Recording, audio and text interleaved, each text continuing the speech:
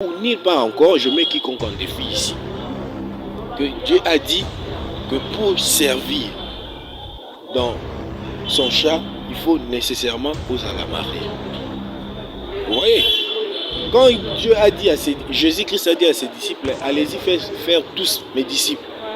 Jésus avait ajouté qu'allez-y faire tous mes disciples à une seule condition qu'ils soient mariés. Vous voyez, faux débat. Nulle part, Moïse mais ce que je sais, au Penayebi, c'est que Moïse mi azam posela volonté azam de penser à nini abala. Pourquoi? Parce que n'a pas plusieurs prédications n'engé biso sur Olanda, na n'engé pe nazo occasion ko solana et souci na ya mikolonio surtout za kanini apé sa requête la prière nzambaza lisaye que azo moi si oyo a tombé na ba piège. Contrairement à eux, bango lit na bango eza c'est d'effacer tous les efforts que l'apôtre Manuel Louis Moulaya a fait.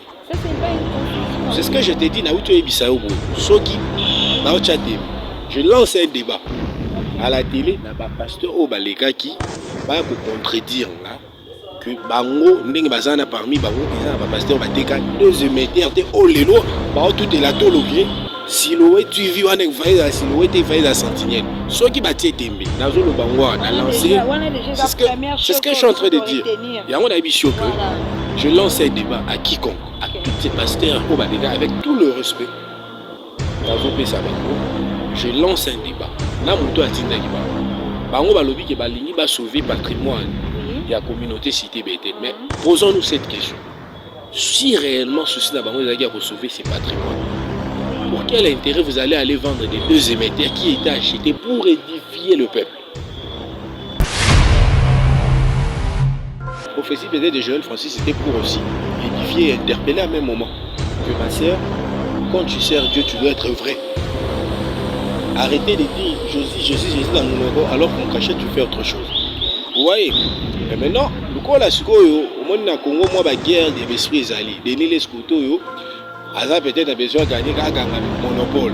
Donc il y a une leçon à l'objet professeur vrai, peut-être mon sous à l'objet professeur faux. Ne moi pas comme sango, hein, nous va moi cœur, mon esprit, pas comme ça maman mais va quitter sango, nassé. Aïsko, non. On est tout royo. Soki, des problèmes là de solidarité, des problèmes ça, Soki, vraiment tout ça moi. À l'outil de délivrance et il y a risque et péril. La canne, madame Omoni, voilà, Omoni Soki, vous faites une fois, deuxième fois, trois fois. Omoni est l'homme sur Bando Bandé à Matro, ils ont un message. Peut-être dans un bon pays, ça y est, au look à délivrance. Bonjour. Bande Kobatali, merci beaucoup na occasion au Bozubiso na mokolo na lelo. Merci beaucoup à tous nos abonnés, mais également à tous nos partenaires. C'est bel et bien moi, votre humble servante, Rachel Gikanji, la perle rare de la presse, la baleine de la presse congolaise. Un grand merci. Nabatali Nabisonio Soyalaman Caché TV. Baïna nous s'abonner. Veuillez vous abonner une fois de plus sur notre chaîne de référence. Lelo Nazalinga et mon côté, comme je vous l'avais promis. Donc au solament ma solo et belé, vous allez les découvrir ensemble avec un compatriote Nabenga Kaye, Nakomboya Alvin Kafshimba, donc au solana sur le problème qui se passe dans les églises. Nous allons un peu parler de la prophétie. Makambo kole kanaba katia betonga, surtout chez nous au Congo. Sans plus tarder, donc au Fongola déjà Chanabiso avec mon caméraman de dire bonjour à Papa Alvin. Bonjour madame. Vous allez bien? Bonjour, très bien. Ça fait longtemps, hein? Énormément. Je pense que la dernière fois date de 2019 ou 20. 2020. Voilà, donc 2 ans plus tard. Bonjour, on a abonné à La Man Cachée parce qu'à l'époque, je t'ai connu dans une autre chaîne. Ouais. Donc, je suis très ravi d'être là ce matin. Très ravi d'être là. Nos chers abonnés, vous êtes déjà scotchés tout bétanon moi ma solo boni église na bi que yo za rappeler na kati au sein moi ma solo belé ya basal na nzambe ma solo belé. Je sais que tu n'es pas serviteur de Dieu. Non mais écoutez, être serviteur de Dieu c'est qui? Parce que les gens pensent que pour être un serviteur de Dieu, il suffit nécessairement prendre un micro, prêcher à l'église. Non. Tu peux aussi être un serviteur de Dieu. On a vu ça dans la Bible, l'histoire de Tabitha. Tabitha a noté à terre. Elle est servante de l'Éternel. Vous verrez que lorsqu'elle est morte, bateau bazali ba bénéficiaire ya bola munae nde bakendaki mbangu pona kosenga na, je crois si c'est pas Dieu, Jésus ou l'apôtre, de dire que non, je crois que c'était l'apôtre. Après, excusez-moi, l'histoire m'échappe un tout petit peu, mais ce que j'en sache, bah bénéficiaire bola munae bah qui c'est à cause de ça qui est assez quoi. Donc c'est juste pour dire que c'est peut-être au Congo, les bateaux comprendre le contexte moi ma bé. Les gens pensent que pour être un serviteur de Dieu, il faut frotter les marottes et arroper sa prophétie. Non, pas forcément. Voilà. Donc on peut servir Dieu tout en étant là-bas. Mais on sait l'anzambe na misala na yo. Oko servir nzambe ata ote ya kanote, mais tant que kozo tambola na lolenge longobani, tu es aussi un serviteur de Dieu. Donc c'est un peu ça quoi. Pour comprendre, donc servir Dieu, ce n'est pas prendre le micro, prendre le verset biblique, seulement. Toujours servir, pour édifier les enfants de Dieu, tu sers Dieu, n'est-ce pas? Exactement, même, attends, lorsqu'on parle d'un serviteur de Dieu, déjà il est important en toi, on dit, mais là, Jésus-Christ, le roi, c'est ça. Et alors, il s'est dit, constitution. Les babas chrétiens, ils sont devenus en Bible. On va dire connaissance, la loi, donc c'est-à-dire n'engezambalingi. Tant que tambola l'engezambalingi, on va la conformément à la Bible. Tu es déjà un serviteur de Dieu. Après, tout à l'heure, c'est juste interprétation et bien été des bisous au Congo, un serviteur de Dieu, tu dois créer une église, prophétiser. Non, après, on a un appel na yo nzamba bengele batuyo surtout tene nzamba benga bango bazo micro baté. Bon, moi je sais une chose sûre. Benga na loyembo. Non mais écoutez, une chose est sûre, je suis serviteur de Dieu. Mais j'attends seulement parce que pour l'instant, ce qui est sûr, j'ai encore de faiblesses. Bon, il faut travailler. Parce que il m'arrive des fois, peut-être de... Non, mais exactement. Il m'arrive des fois, d'ailleurs, tout le monde a il m'arrive des fois dans la boîte de nuit. Ok, tu n'es pas hypocrite. Hein? Exactement. Il m'arrive des fois, dans la petite amie. Okay. Il m'arrive des fois, bon, c'est que sur ma sarane la mélarde, mais il m'arrive des fois. Moi, chicha, écoute. Non, ça je fais pas non plus. Mais il m'arrive des fois, peut-être il y a peut-être n'a désir mon qui dans la contre la volonté de la chair. Tu vois la place on a ce qu'on a le exemple on a la ébiqué na sala. Mais ce sont des désirs de la chair. Récemment ici. Oui. Récemment ici, j'ai été invité parce que dans la boîte de nuit, la volonté n'a pas été. Okay. Récemment, j'ai été invité, d'ailleurs j'en profite de cette occasion pour la saluer. Excellence Pupito Kilala. Qui a invité la fête anniversaire à camarade né Martine Ilunga. Après la fête, on nous a invité quelque part dans la boîte de nuit Morogo. Peut-être pour certains, il est scandaleux. Oui, vous voyez, c'est pour te dire que le temps, moi j'attends encore le temps. Après, je sais qu'une chose est sûre, demain après demain, Torosphère peut partir à bateau, va gagner. Vidéo. Moi déjà, c'est ce que je suis en train de dire ici. Il y a au moins le Bahawa, un caméraman, mon image alors on est solo dans 2022. C'est ça. Là, le que c'est que sûr, naïbi que Nazan appelle Nzambe. Mais j'attends seulement les temps. Ok, naose la tena comme parfait. Tout na longa ba faiblesse en gagnant surtout parce que Nzambe pour ça les layo alors on a besoin de la parfaite. Tu vois, tu vois que Nzambe a même perfection na biso. Mais seulement une chose sûre, il faut zéla tant na yo écho. Quand on a vu ça avec le prophète Samuel. Vous voyez, c'est vrai, sa maman lors ya azwa ki zeminae asprometa ki nanzambe ki tango nakobota mwana oyo nakobonzela oyo et puis tango abota ki Samuel akende kotika une église pas sacrificateur Élie mais ce n'était pas le même jour où akende kotika Samuel et Samuel a bandé écouter vous voyez vous verrez que il y a eu un temps et pendant un moment Samuel a dit on a la ki ba obengae Samuel, écoute, à chaque fois qu'on l'appelait, mais qui n'était pas sacrificateur, il y a tout sacrificateur, tu m'as appelé.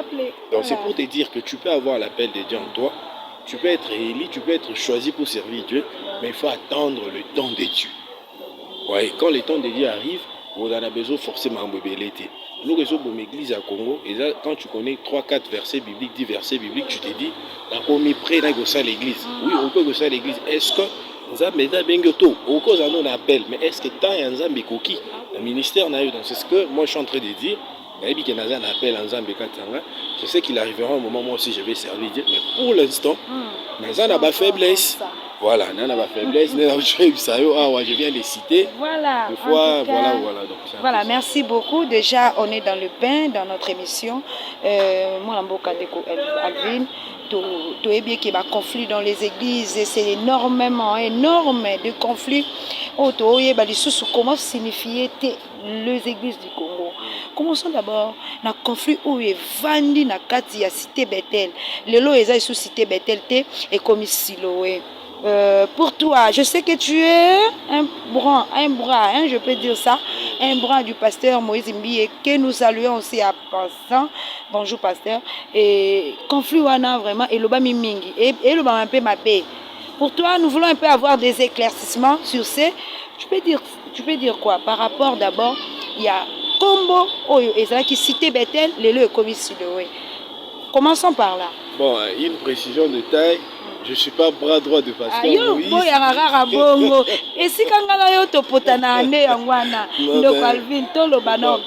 Je sais que tu connais trop du pasteur Moïse. Mais... Bon, non. Connaître trop, là, vous allez si loin. Bon, ce qui est sûr, c'est vrai, peut-être Nazan à moi, accès. Peut-être Batunion sur tout est, Bazanakanango. Vous voyez, mais de là à dire peut-être que je suis bras droit, non, là c'est aller un peu plus loin. Mais bref, c'est que les gens doivent retenir, l'église Cité Bethel n'a jamais changé de nom. L'église Cité Bethel, c'est toujours l'église Cité Bethel. Parce que pasteur Moïse, continuité et à vision, mais après, la carte à continuité, on a un multi-système.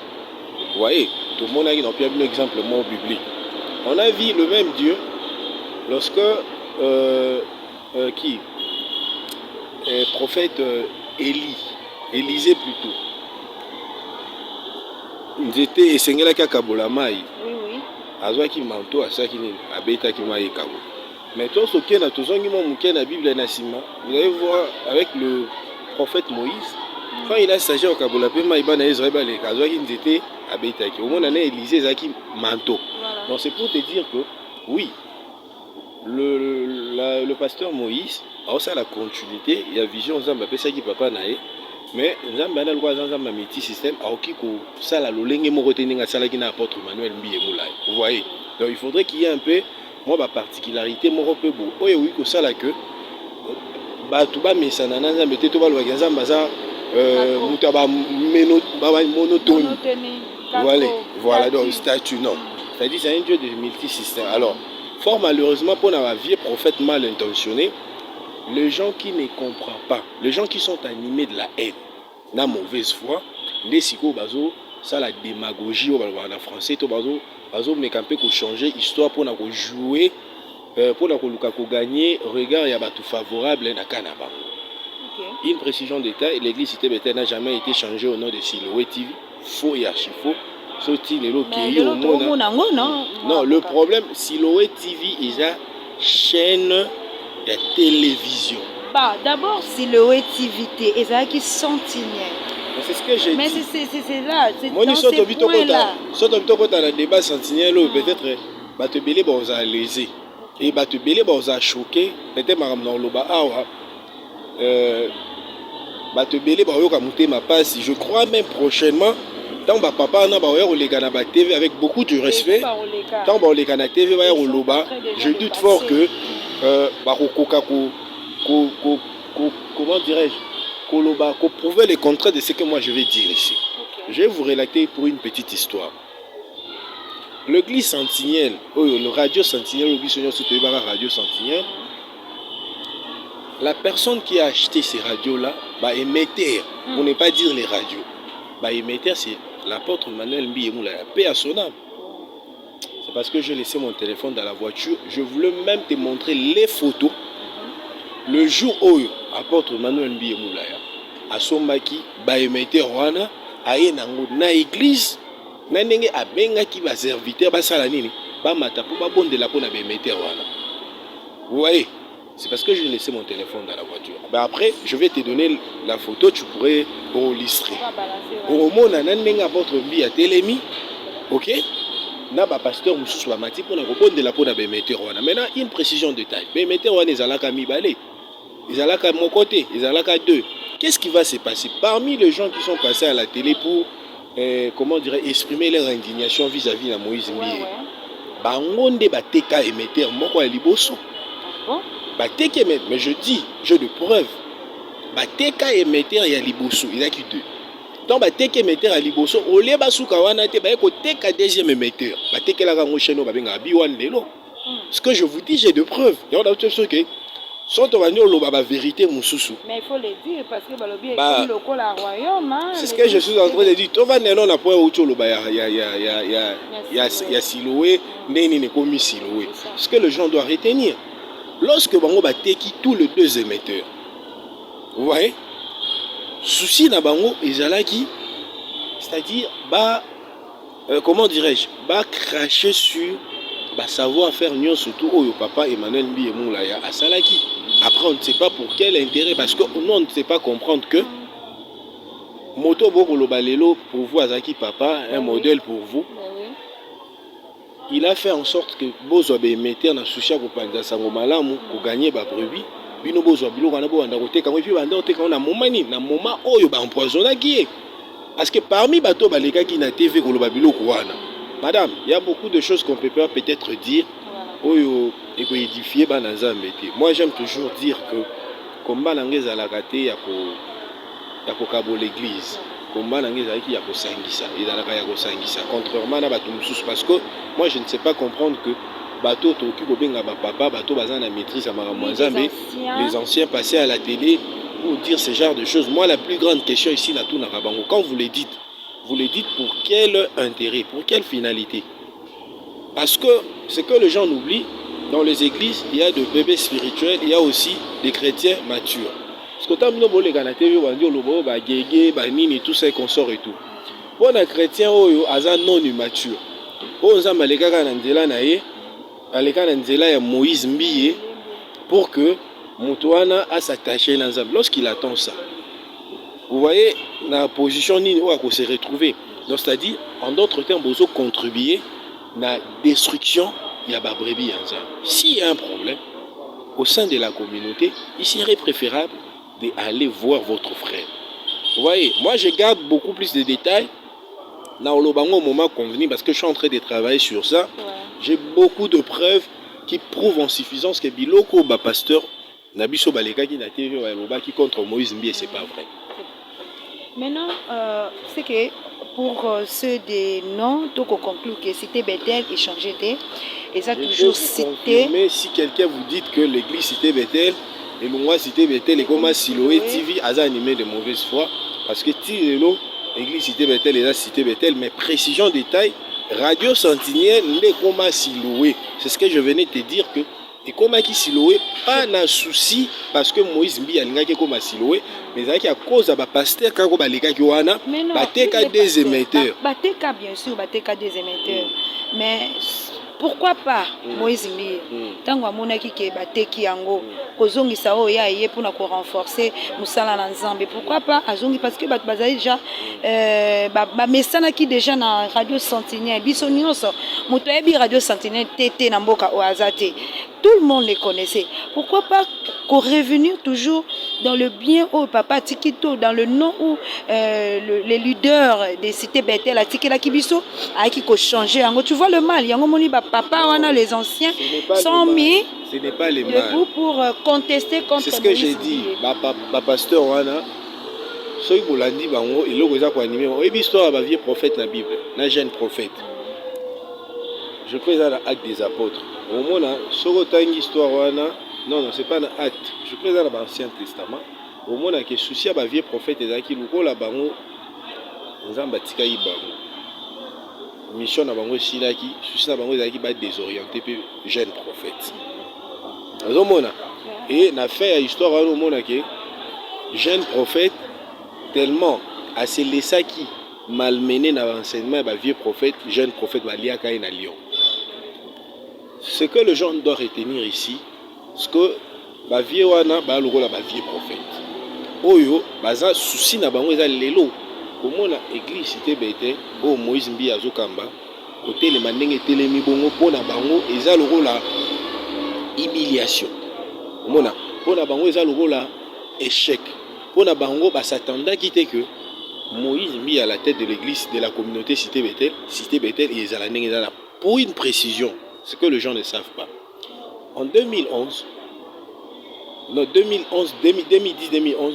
Tant Moïse Mbi a sengara papa na épée à son âme l'apôtre Manuel Mbi direction centrale il y a Bethel centrale où yazo kambalelo bango nyonso to moni baleketi na plateau ana bazolo baono gege nanani nanana bango nyonso to ba approuver décision babi non OK nous la ya sengi to ça nini to accorder chance na ouais fort malheureusement intention na bango zakini. Il ne s'attendait pas que Moïse Mbi était en reçoit. L'église est remontée à un niveau. Vous voyez, souci d'abord, s'attendait peut-être que non. Quand Mbi a reçoit, l'église ne va pas avancer, évoluer. Et à ces moments-là, balo babomoni, beaucoup la moi na kokité, papa pe, nous autres sous ma casté, à l'église tout ça nini, tout récupérer. Ce que l'on ça bango pas c'est ça que bien que bapé ça qui approbation na bango et zambepé adamola Moïse Mbi et les communautés cité Bethel et tombwami pourquoi la souci na bango depuis toujours ezalaki ba effacer apôtre Emmanuel Mbi et Moulaya na ba trace na e ba monisiko ki nzamba sali en sorte que apôtre Maya Moulaya est vrai o nzamba tcheka na et continuer ko persister et puis ba trace ne continuer ko ko bande zo sa bango passe parce que parmi ces gens là qui sont passés à la télé ba to pe ba empoisonner apôtre Moulaya ba na katiwa. Il y a un épisode que pour nous rejoindre question de vie, pourquoi pas pasteur Moïse Mbi atika ngoka kana kombo sentinelle, c'est ce que je viens de te dire que Dieu c'est un Dieu de multisystème. Vous voyez, bisonyo surtout ça la nzambe moko, momo na tanto kenda ko senga nzambe za lolenge moko tende nzanga ya no la rabiso. Ozomona, eliko lobateke parce que nzamba ya no liyo na tongo nga ya no nga na pokwa, ndaza nzambe moko te tu vois. Ni na yusaki azana ndenge atambola kina apôtre Manuel Mbi et Moulaya. Et les lots pas na Moïse Mbi. Vous verrez ça même dans l'histoire. Sur Moïse, il y a la Bible. Tant Koufaki, tant Josué yaki au monde tambole les nzamba tambola na Josué, et qui différent n'indenga tambola na Moïse. Mais vous verrez que Josué avait fait juste la continuité Yanine. Il y a ce que la mission nzamba confia qui Moïse. C'est ce qui se passe aujourd'hui à l'église Cité Bethel. C'est ce qui se passe aujourd'hui. Ce n'est pas seulement l'église Cité Bethel. Ndeko Alvin. Ce qui te zolo baboye, c'est parce que on en a vu trop. Tout le monde est belé. L'église est comme le royaume, comme le papa là le dit, les anciens de l'église Cité Bethel. Moïse Mbi, il n'est pas conforme. Dans quel sens? Aujourd'hui, papa Mbi, l'apôtre Mbi a laissé Moïse Mbi à Tikelié, mais ce n'est pas dit que Moïse Mbi. Il n'est pas conforme à quoi Moïse Mbi n'est pas marié. Moïse Mbi a juste ça la peine. Le principe au pasteur Azalakana Yango pour na bandimi pe balanda Azanango c'est pour cela. Na konsuana nyonso lo lenge Moïse Mbi azali, il faut ba intercaler les loyo. Mikanda ya Cité Bethel est commis falsifié et comme na bakombo mususu yangwana il faut pas kende nango na niveau ya justice parce que l'église Cité Bethel est là qui royaume c'est ce qui se passe dans l'église Cité Bethel yango tozolo baba église na biso ya lelo est-ce que c'est vraiment normal lelo soki papa akufi eza kaka mwana fo alanda na nsima eza kaka ndeko to mama to mwasi alanda na nsima to il faut esalama na lolenge mosusu par rapport exemple ya église Cité Bethel. Madame, vous savez, si déjà pour aller dans la référence cas biblique, yebisangai comme ya moi si apôtre Paul. Oui bien. Mais il faut autouna bon, ba pasteur que Moïse Mbi a dignité au Kamba communauté Cité Bethel parce qu'il n'est pas marié. Il n'est pas marié. Après Moïse Mbi nulle part il a dit qu'il a la raté. Nulle part moi j'ai entendu Mbi. C'est ce que j'ai dit. C'est ce que j'ai dit. C'est ce que j'ai dit. Nulle part j'ai entendu Moïse Mbi dire que non ba raté. Mais j'ai déjà entendu Moïse Mbi dire que souci na ya mikolonio surtout tant wala la mukara même na ba groupe intercession ou église requête na toujours appelé ça réservé ndamba sungaé appelé ça moisi. OK, mais dire que Moïse Mbi n'est pas digne de conduire une grande communauté parce que abali na noté ya on appelle na ebisio ba ebisa biso moisi apôtre Paul comme on est dans nani mais l'apôtre Paul fit l'apôtre oyo a commis mingi dans le Nouveau Testament et puis o asali atamboli na Nzambe mingi alors que à mon avis l'apôtre Paul c'est ce que Moïse Mbi est en train de non et ça juste exemple na pesi na uto loba boye na bandeli nulle part na yoka Moïse Mbi ekolobaki akobala kadi non mais ce que je sais au pe na yebi eza que Moïse Mbi aza kozela volonté ya Nzambe kwa sa nini abala. Pourquoi? Parce que na ba plusieurs prédications ndenge biso surtout landa na ndenge pe nazo occasion ko solana ye souci na ya mikolonio surtout ezaka nini apesaka requête ya prière Nzamba za lisaye que azo moi si oyo a tombé na ba piège. Pourquoi madame? Vous savez lorsque vous en avez élevé na niveau na bango wana te vous avez facilité à critiquer vous avez facilité à lobanyo surtout mais oyebi ba réalité nini bango ba vivara te. Aujourd'hui, vous pouvez dire oui, Moïse Mbi Yabala. Oui, à aucun bala. Mais c'est que bala moi si oh il y a destiné naï. Mais moi c'est destiné naï depuis là. C'est ce que j'ai dit. Yango moi les là là tu bisayo awa. Madame, il y a un biloko mi balé au basala ranango ba aventure te na vie. Et là d'abord choix ya conjoint. Oui bien la vie sur sali choix ya conjoint to ya conjointe malamu te toute ta vie tu seras malheureux. Non, au monde parmi les pasteurs qui ont belé la TV, qui ont critiqué Moïse, moto azotine na bango le vieux prophète. Yé mo kayebi na circonstance nini o ya l'église Cité Bethel pour lelo akoma pe ko tout atolo na kombo église Cité Bethel ara ko luka délivrance pas dans ba problème couple. Vous comprenez madame? Lelo oyo vous savez dans la plupart talaga na la communauté dans l'église à Congo, vous allez voir la plupart des grands hommes de Dieu, ils ont divorcé. Vous comprenez? Je ne suis pas là pour citer. Je ne suis pas là pour citer les noms, mais oui, les pasteurs et belé au baza élevé en dignité, les lots au baza va divorcer. Alors on ne souhaiterait pas aussi les aller avec Moïse Mbi. Vous voyez? Parce qu'on doit toujours se servir. Na berère ya béné na biso. Donc la leçon pour tout ça la traçabilité moi il y a bien. Ici je ne suis pas en train de justifier abstinence à Moïse Mbi face à Liba là. C'est ça aussi.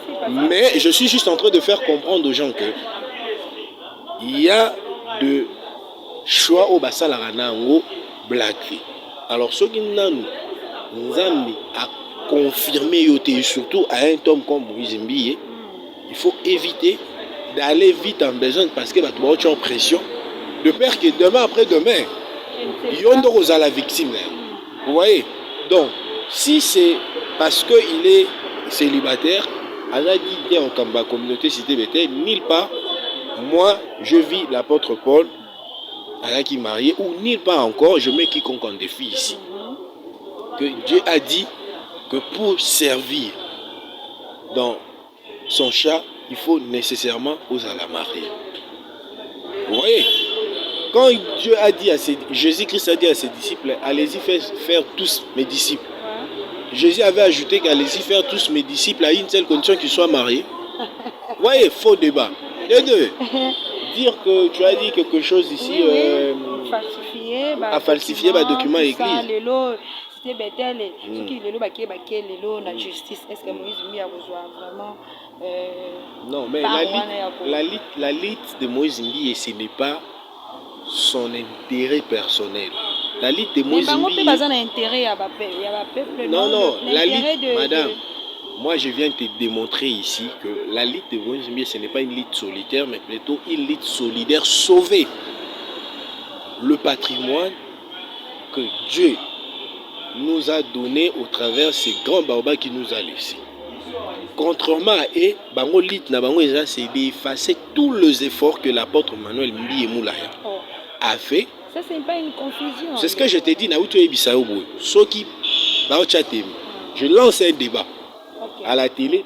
Pasteur Obaleka qui va contredire que bango ndenge bazana parmi bango ils ont pasteur bateka deux émetteurs au lelo tout est la toloke silhouette tu vis on est la silhouette et la sentinelle ceux qui battent tembe nazolo bango na lancé c'est ce que je suis en train de dire yango na biso que je lance un débat à quiconque à tous ces pasteurs au Baleka avec tout le respect nazo pesa bango je lance un débat na muto atinda ki bango balobi ke balingi ba sauver patrimoine la communauté cité Bethel. Mais posons-nous cette question. Si réellement ceci n'a pas sauver ces patrimoines, pour quel intérêt vous allez aller vendre des deux émetteurs qui étaient achetés pour édifier le peuple? Non, ça c'est une toute petite question que je pose. Alors si maintenant ils vont me contredire, je demande un débat. Moi je vais amener des documents qui prouvent que bangonde bate kaka, émetteurs wana, et puis parmi bateaux, parmi antennes, chaînes qui émetteur, je cite ici, tout le monde connaît Biwan. Deuxième émetteur, et il a fallu fort. Il y a Moko, il y a Bana, il y a apôtre Manuel Mbiyemoula, initier l'action judiciaire pour que récupérer émetteur Wana na Biwan. Nous, lorsqu'ils ont récupéré cet émetteur pour éviter les problèmes, nous avons Siloé. Siloé TV. Ah, c'est ça les raisons. Mais oui. Mais au moment où...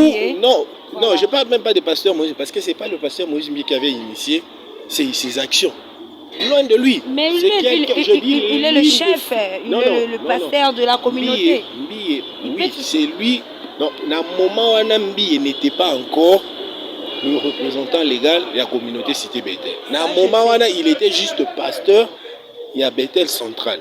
Mais Moto a ménagé qui est fort pour que deuxième émetteur qui B1 va récupérer Yango. Ils ont un compte à cité Bethel, ils n'ont même pas Moïse Mbi. Dans le Bible, ils ont Moko Yabana et apôtre Emmanuel Mbi. Vous voyez, j'étais son nom ici. Ils ont un tasala qui est fort pour récupérer émetteur. Pourquoi? Parce que dans le moment où papa n'a pas sérieusement malade, il a empoisonné. Alors, Bethel, non. Ce qui papa est quoi apprendre que. Parce que l'émetteur, on a $40 000 à l'époque, je précise. Il faut apprendre que. Émetteur, nous surtout mis balé oyo basomba qui baseni ni bateki yango na bolingo azaka nango pona musala nzambe eki oyo bomai ba mélanger be photo récupérer émetteur wana parce que souci ya apôtre Emmanuel ezaki émetteur wana pour édifier bana nzambe. Vous voyez et bango lelo bazo tout elango tolo bazo baki radio sentinelle ngala tuni bango beka motuna moko ba ibisa biso si réellement bango bande ko défendre to bazo défendre ba valeur to bazo défendre intérêt église cité Bethel moto a défendre intérêt église cité Bethel aki wanda koteka lisu ba biloko eko kozalwa ba trace ozomona madame on a biso que bango bazo défendre intérêt personnel mais Moïse Mbi aujourd'hui défend l'intérêt solidaire. Et maintenant le dossier na mokolo oto na mikolo oto comme on a déjà confié ma kasi penza dossier comme il est niveau est-ce que ils ont déjà na niveau de justice? Non, ben je te dis. Et par rapport à quoi? Tu as dit, on peut baser dans le document. Madame, Naïbisio, pour ne pas entrer dans la profondeur, vous savez, quand le dossier est au niveau de la justice, il y a un article de la Constitution, et puis ça a besoin de il y a couper sa vie si vite en besoin pour un respect il y a des juges oyo baza na dossier wana et puis pour un respect à pasteur wana na pasteur Moïse Mbiye je préfère me taire mais une chose sûre baza babipola pour clore dans ce dossier aussi ici na dossier oyo il existe cité Bethel parce que les gens na minute oyo bato belé ba kolanda dossier oyo balobi bon les églises du Congo, les églises d'aujourd'hui, papa kei, maman aye, papa kei, mwana aye. Contrairement à l'église Moussous, awa kaka na République démocratique. Est-ce que c'est synonyme yako évoluer bon to ko évoluer bon to pour édifier le peuple de Dieu, il faut changer de position des églises pour garder peu ba foi ya bateau pour le baité que église est un royaume pour aussi les sanamon sujet to kota na sujet. L'église est un royaume parce que quand l'église est moro à roi. Je vais te donner un exemple simple. Monsieur tout est bien zambé, on a français de Dieu non. Son fils est qui? Jésus-Christ. Donc il faut bongo. C'est la tête. Je vais d'aller d'abord. Il y a papa biso Barouti comme c'est bon parce que tous est là papa Barouti. Il y a un problème au Congo. C'est-à-dire le Congolais baza tozara pour ne pas dire que le baza t'es dans le baza parce que dans chaque règle il y a toujours des exceptions et moi j'en fais partie à l'exception. Ba Congolais baza o baza na quatre exceptions te ou ngala zali baza beaucoup plus sentimental. C'est-à-dire Congolais est capable de détruire quelqu'un dans la compétence, dans la méritocratie, à cause peut-être de sentiment. Madame, tu réfléchir. Est-ce que Lélo, Moïse Mbi, à la tête de la communauté cité Bethel, Tozonga, 18 ans plus tôt, la communauté cité Bethel. Na Bethel, il y a Lélo. N'est-ce pas qu'il y a une différence? Mais ce que la Bible dit, que Dieu lui-même dit qu'il mettra la différence entre ceux qui le servent et ceux qui ne le servent pas. Si réellement Mbi ne servait pas Dieu, il était dans les kégués, il était dans des histoires. Madame, mais pourquoi dans la communauté centrale que Mbi dirige, ils ont émergé beaucoup plus na bango bao ko se prétendre que ba nzambe. Est-ce que tolo banani ba nzambe? Parce que nzambe zo ba ino kotika masangu na mbuma mabele malamu ekola ngamo na osani ni na kokabola. C'est ça la différence. Et sengela ki to mona différence na misala na bango. Ndi ngai permettre surtout ba ke o ya za na nzambe, o ya za na nzambe. Soki toke na ba chanson. Les chansons de Moïse Mbi édifient les gens. Surtout qu'il y a des prédications. Les prédications édifient les gens au point où, quand il organise des séminaires ou même pas des séminaires, vous voyez l'église des Otonda. Qui est née sur l'église de Bango, au Tal. Non, mais arrêtez ça.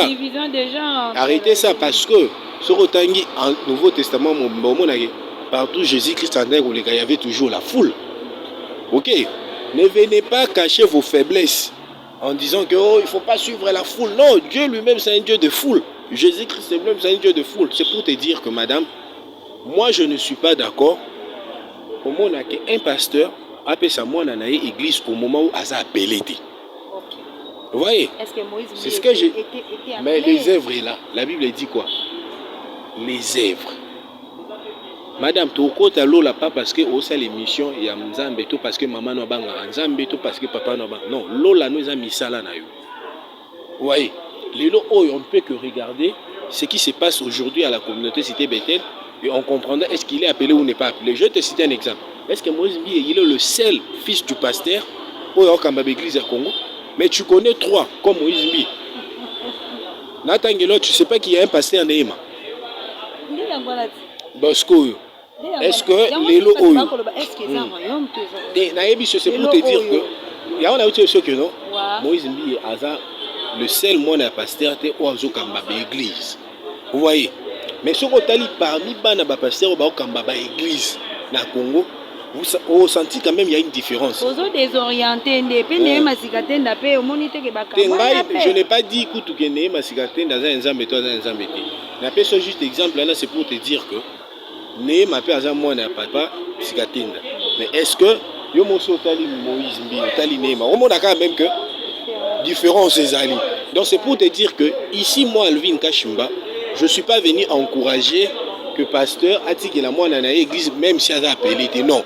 Mais au moment où ceux qui n'a le beau un pasteur parmi banane à boti que moi nané moko nzamba bengi pour ça la continuité ya ministère oyo papa na ye abandaki.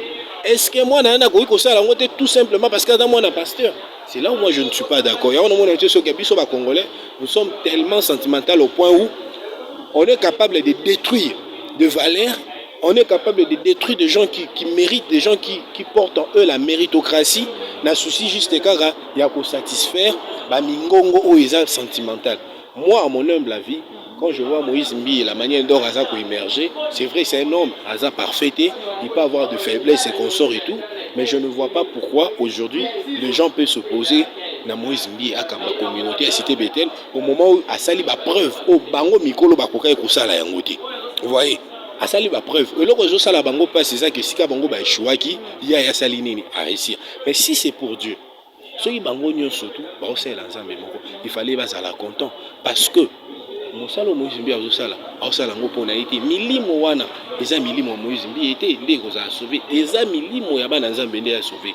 Le ce qui tue l'église du Congo aujourd'hui, l'esprit compétitif. Vous voyez madame, biloko to bande o mona na ba wenge ba jibe na ba wera nde yango ikoti na kati église. Est-ce que il faut que comme ça biso non to ko kamate pourquoi Bible le bisa ki biso na tango ya suka bobo na mokili. L'apôtre Paul dit j'ai cherché le monde. J'ai trouvé le monde dans l'église et l'église, vous voyez, donc ils ont les la bisoté, mais c'est ce qui fait seulement mal, ils ont pour un bébé spirituel. Nous, on dit bisoto zawana, pour na kuya, pour lundi sabande qu'on a biso bébé spirituel, oh ba vieux prophète, parce qu'on n'a pas désorienté, c'est pour leur dire que non, qu'au vouloir un fils d'un pasteur t'es, parce qu'à un moment un pasteur, au moment peut-être il est appelé. Et moi je suis fermement convaincu que Moïse Mbi, il fait partie à ba appelé. Voilà, un peu d'éclaircissement. Merci beaucoup, Ndeko Alvin Kashimba. To solo la moi moqué, Nalikambo est liba prophétie. Tu bien été lelo yo ba église belé et simba mingi so komoni batu ba kozala plein na kati ya ba église mingi parce que ba prophétie est en kati. Et ça se dit partout. Est-ce que réellement prophétie ndeko ko vandi sapenza lilobala et ko vandi sapenza un chrétien na kati ya église. Donc prophétie yango mteko ko za la base na kati ya église. C'est que nous voulons savoir un peu. Madame, la Bible dit dans le livre de Josué 1:8. La Bible dit que ces livres de la loi ne s'éloignent point de ta bouche. Médite-les jour et nuit. C'est ce qui veut dire quand on parle de ces livres, on voit la parole de Dieu. Moi, je pense que le fondement d'une église, c'est d'abord la parole de Dieu. L'église, c'est l'enseignement. La prophétie, après, ça vient juste pour édifier. Ok. Maintenant, ce que mon église a comme fondement prophétie, moi, je m'abstiens un peu. Ouais, église, et Sengeli Ezala comme fondement, parole de Dieu pour preuve, nous sommes les camélis Lobanzambe et les kate. Mais un phénomène moko mikolo yo prophétie est commis sous ya boyete, prophétie est commis ya ba appel vidéo, prophétie est commis ya ba appel ya kokotisa batu na bandako. Donc phénomène wana eye na temps oyo. Comme toi ko analyser biso eloko wana. Est-ce que comme ma biso vraiment na lieu très saint ou bien comme bon, déjà phénomène on est bandi les lotés, et ça phénomène mon qui date parce que surtout il ba vient na biso ba.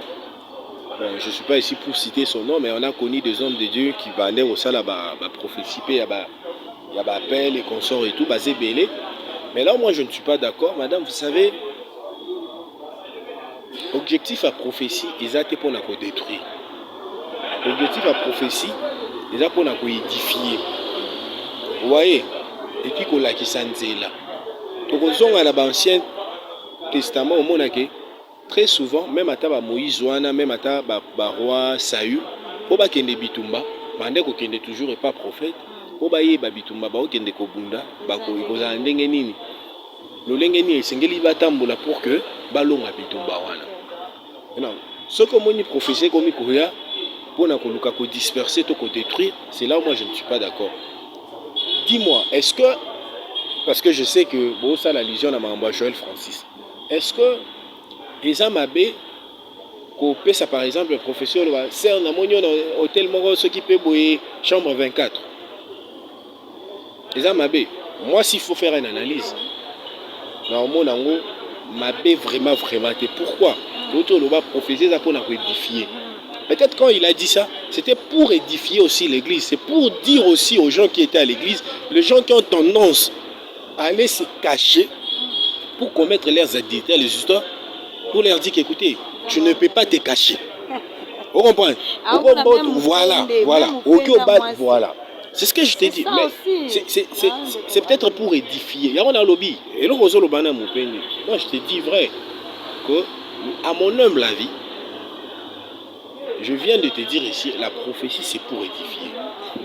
Est-ce que quand un homme de Dieu dit que Sœur, je te vois, dans mon serment na MP, tatouage na mopende nanana. Est-ce que et c'est ngeli total en toujours na angle moro spectaculaire ou mabé parce que surtout on a contesté et à quoi édifier, c'est aussi pour interpeller et édifier cette sœur. Non, na éclairer opinion. Édifier veut dire quoi? C'est-à-dire Lélo oh ma sœur, tu sais que beaucoup de chrétiens à Congo, moi je suis soutenu dans Tchéline pour avoir un appareil. Joël Francis. Dans la langue il y a mutal boso Tchéline boita. Ma pasteur rebelle ba tcha so qui na ba étage biso zu ba chance de voyager totalement na ba Turquie bani. Et ça nango et ça normal parce que ce qui est important les a linté. Les a monté manayo. Ceux qui montent maintenant, mais la concurrence, le dehors, l'extérieur aussi édifie. Madame, c'est ce que je chante. Il y a un habit.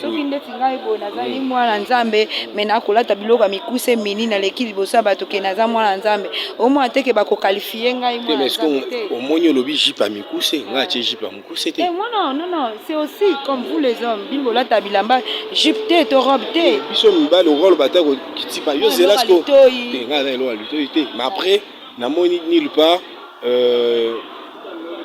comment, qu'est-ce que je peux dire, nulle part, la pêche exemple, c'est pour te dire que, au moins l'église à Congo, on nous a tellement mal enseigné, au point où que, quand il y a des scandales à l'église, vous voyez, c'est l'église qui se disperse, c'est les brebis qui se dispersent.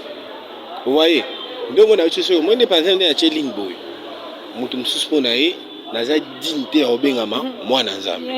Vous voyez, alors qu'en réalité, la seule personne où elle a le pouvoir, il y a désigner vouloir Joël Francis parce que il a dit que sœur dans un hôtel 24 nanani nanana, ma sœur, et ça peut-être aux aramamions sur l'angle mon pourquoi? Parce que la sœur donc on fait allusion, j'aurais même appris qu'il y a une sœur à Maranaka Tsakora. Vous voyez, pour Nangaï, et le roi là c'est pour interpeller l'église, interpeller aussi d'autres frères et sœurs que tant aux osalamabe nayo, débat kenzamba azosanini, azomonayo. Ne viens pas dans la présence de Dieu tout en étant hypocrite. Tu donnes l'apparence, c'est comme si tu crains Dieu alors qu'en dehors tu fais d'autres choses. Comme conséquence, nous sommes na Congo tozosambela mingi, mais belé tende tozomona lobo kwanza. Et nous comme on a lelo sœur azaki pas Joël Francis, loba qui pas François Mutombo, loba qui na akom ko luka ba délivrance partout. Peut-être le vrai problème ce n'est pas le pasteur, mais ça peut-être conduite na biso na vie na biso. Parce que délivrance c'est ça d'abord vouloir na yo moko. Étant boleli na yo moko. Aujourd'hui, on est en train de vouloir les hommes de Dieu parce qu'ils roulent de carrosse, rouler jeep à miner, les consoles, peut-être c'est parce qu'à cause d'état molé nabiso. En d'autres termes, juste pour clore mon analyse ici, parce que la prophétie peut-être de Joël Francis c'était pour aussi édifier et interpeller à même moment que ma sœur, quand tu sers Dieu, tu dois être vrai. Arrêtez de dire Jésus dans mon ego alors qu'en cachette tu fais autre chose. Vous voyez? Et maintenant, le coup là, au monde na Congo, moi, la guerre des esprits ezali, des les scoutos, Aza peut-être a besoin de gagner un monopole. Donc, il y a une fois le prophétie, c'est vrai, peut-être mon sous ça, le prophétie, il faut. Ne moi, il va comme sango, le roi, moi, cœur, mon esprit, il va comme ça, mais il va quitter sango, nassé. Moi, jusqu'ici, comme toujours, je vous ai toujours dit depuis, l'objectif, c'est pour mon accord de Christ et Kabouanate. L'objectif, c'est d'aller au monde, l'église, corps du Christ, c'est à l'ensemble. Au moment où bazotangela biso comme nzambe baosala makambo eza conformément na Bible, moi je ne suis pas là pour vous juger. après nzambe ye moko ayebi nani azokosa nani azoloba vérité. Mais pour nanga mon homme la vie son amina ça l'analyse par suite à Bamamba Joël Francis, c'est ce que je viens de te dire. C'est peut-être aussi pour interpeller pas les sœurs de son église, mais aussi les sœurs peu basambe de l'église, nous sommes savons que non makambozo sala nzamba zoma. Et puis c'est vrai nzamba mona na biso yo mona arrêté que non sœur moi bon préféré tambo na copine na ye na événement soir il a venu na pasteur na bango da ba te to le kakoto te frère X azalaka au monde donc c'est-à-dire batu ba comme na niveau ya robanga batu mais ba banga nzambe. Ouais, peut-être aussi c'est un message aussi pour vous dire que non, tu peux te cacher devant moi, mais Dieu qui te voit, voilà pourquoi Dieu te révèle au vie de tous. Pourquoi est-ce que vous avez un d'accord, mais il y a un numéro Sika. Il y a un numéro Sika. Il y a peut-être qu'il y a quelque chose de. Bateau baza na ba preuve. Bateau baza na ba preuve qu'ils ont un numéro. Moi pe ezala malam ba bimisango na poisson pour permettre pe biso pe to se protéger, tu vois. Au moment où il n'y a pas de preuve, moi je pense que ça ne vaut pas la peine d'anticiper les choses. Oui, après je n'ai pas dit que bah faux prophète Bahate, oui, c'est vrai Bazali. Mais qu'est-ce qui peut t'aider à comprendre que celui-ci est vrai et faux? C'est ton intimité avec Dieu. La Bible dit quoi? Quand on te donne une prophétie, il faut examiner. Examiner, c'est dans la prière. Il faut faire appel au Saint-Esprit. Dieu nous a dit, Jésus-Christ nous a dit, voici, je m'en irai. Mon esprit sera sur vous. Tu vois? Si on appelle ça aux prophéties, quand on a la chambre, on a bon de l'ensemble. Appelle ce esprit à discernement. Et le réseau de l'église, nous sommes tellement trop charnés. Congolais, madame. Congolais, à quoi la pharmacie à son bigis. Notice, c'est dans la carte. En tant que notice, c'est pour n'aller pas à la convaincre. Donc, notice n'est comme un pharmacien. Vous comprenez? Donc, ça dit pas, mais là, qui soit en assurance, sera pharmacien et biché. Mais là, deux compromis, pour n'aller assurance. Alors que la carte, notice, c'est ça, autant qu'il y a une orientation. C'est ça le vrai problème au Congolais. Le monique et le Congolais comme dépendant d'un pasteur qui est dans un. C'est-à-dire, pour les Congolais, il y a été les lobbies qui sont dadi. C'est-à-dire, Congolais, surtout, il y a Bassi. Au moins, il y a un pasteur qui est Gamboyoka. Mais si on a un lobby qui est Gamboyoka, c'est-à-dire, pour les Congolais, en tout cas, qu'est-ce que je peux dire? Édifier, mais convaincre. Non, mais c'est la vérité. Il faut vraiment convaincre les gens. Par rapport à ça, nous sommes arrivés déjà à la fin de notre émission. Il y a des fidèles, il y a des gens qui nous suivent partout dans le monde. Là, je salue tous nos amis des États-Unis, tous nos amis de la Canada, de France. On compatit ensemble avec ceux de l'Ukraine. Merci beaucoup.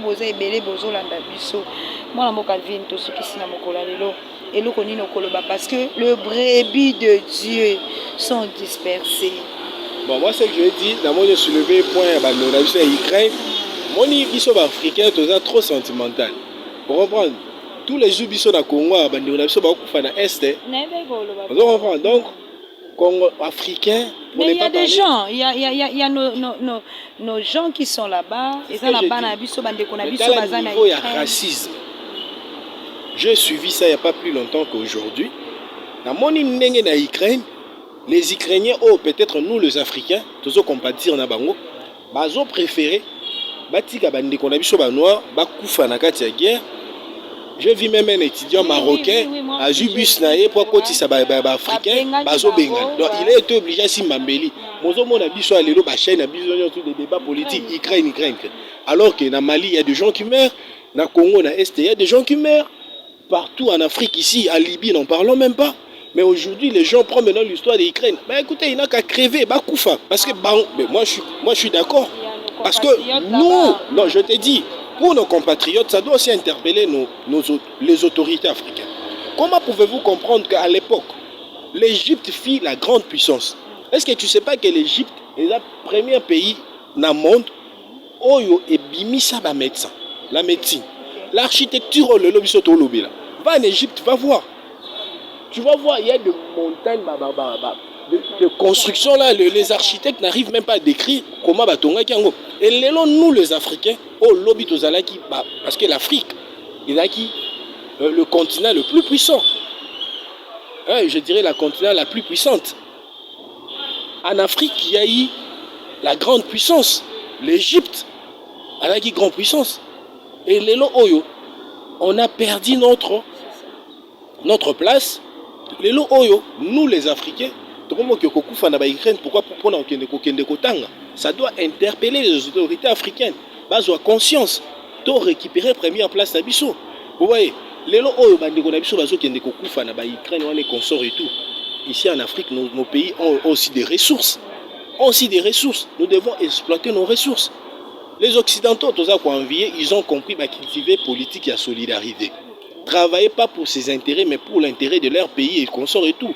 C'est ça qui fait que bandeko na biso bazo ki mabanzala bazo kende kokufa na ba Ukraine wana pas pour grande chose, peut-être pour la vie sociale, juste pour kakalia. Mais biso awa tozo kufa na banzala. Et les locaux, il y a des trucs qui se passent là-bas en Ukraine. Moi je soutiens la Russie. Je suis en train de soutenir la Russie tout haut parce que les États-Unis, ce qu'il est en train de faire à l'Ukraine, à la Russie, les États-Unis en Lingangote, je te donne un exemple pour une petite histoire.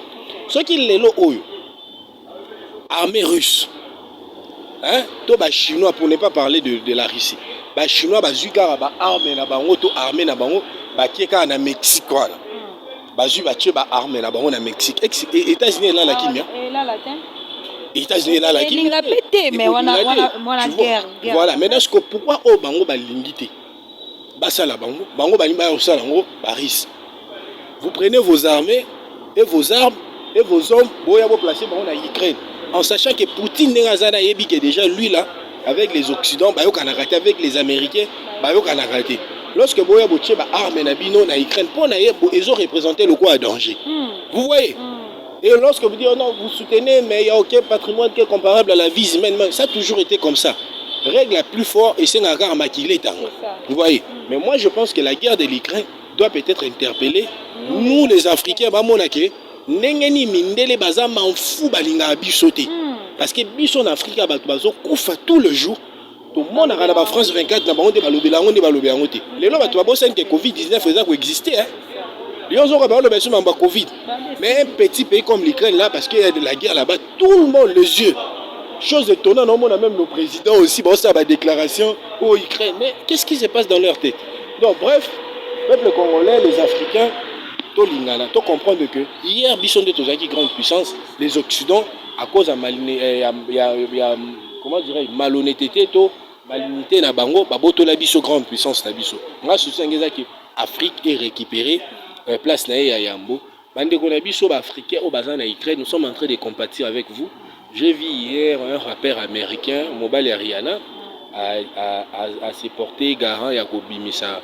Bandeko na biso ba africain baza kuna na Ukraine atie ba moyen na ye soki pe na Congo to yokaka bato mbongo ba bwaka maroba Jeff Ndadi leteta ba Abed Achou yango bino ba mbongo na mine na la ra okota na ba boîte consort et tout Abed Achou il y a des Congolais ba okufa kuna na Ukraine mbongo na wana ka fali faire ni tout ça sinda avion au resto confirmé pe ki mbongo na yo to ka ba Willy Moucheni boza il y a des Congolais là-bas. Nous